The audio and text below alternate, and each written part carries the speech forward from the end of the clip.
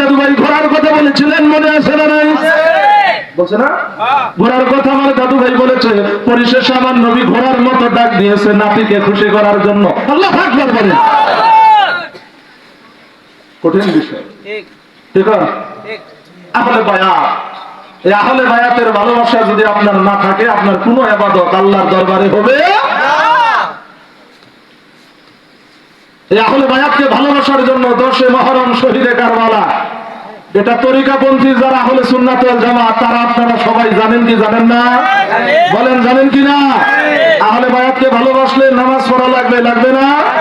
2 রাকাত নামাজ। মাওলা হুসাইন শুক্রবারের দিন তার শরীরে 72টা তীর লাগাইছে, কিন্তু জুমার নামাজ ছাড়ে নাই।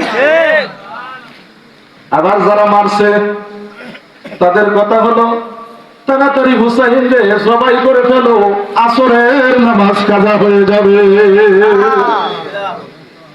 মুসলমান, এই জন্য বলছি আমাদেরকে হুসাইনি হতে হবে।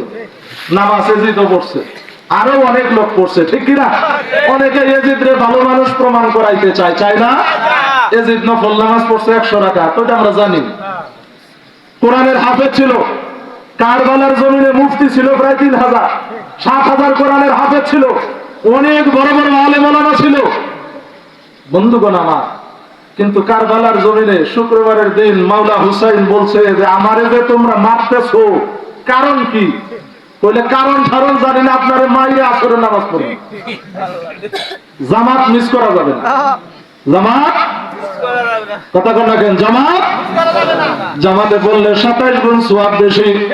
এই জন্য নবীর আওলাদের মাইরা যাদের কারণে নামাজ, কথা বলেন ঠিক এরা, তাদেরকে হত্যা করার পরে নামাজ জামাতের সঙ্গে আদায় করবে দাদু ভাইরা।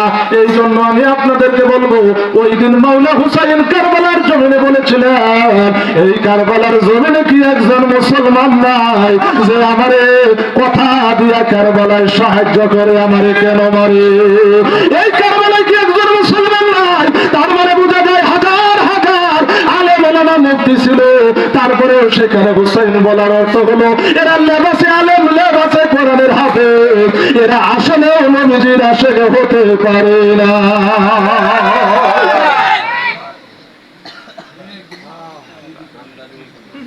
ঠিক কিনা?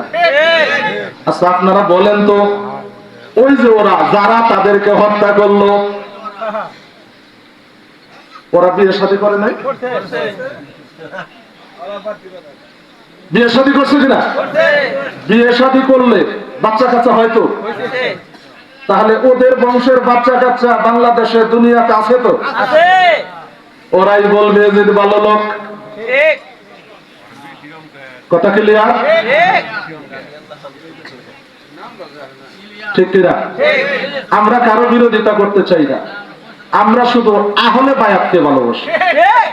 কথা বলেন ঠিক কিনা? নুরুল ইসলাম ফারুকী বলেছেন, সারা বাংলাদেশের সবচাইতে বড় আলেমা যদি হয়, তার ভিতরে যদি আমার রাসূলের মহব্বত না থাকে, আহলে বায়াতের মহব্বত না থাকে, তার দাম আমার কাছে আমার জুতার সাথে যে ধুলা লাগে থাকে এর চাইতেও আমার কাছে কম।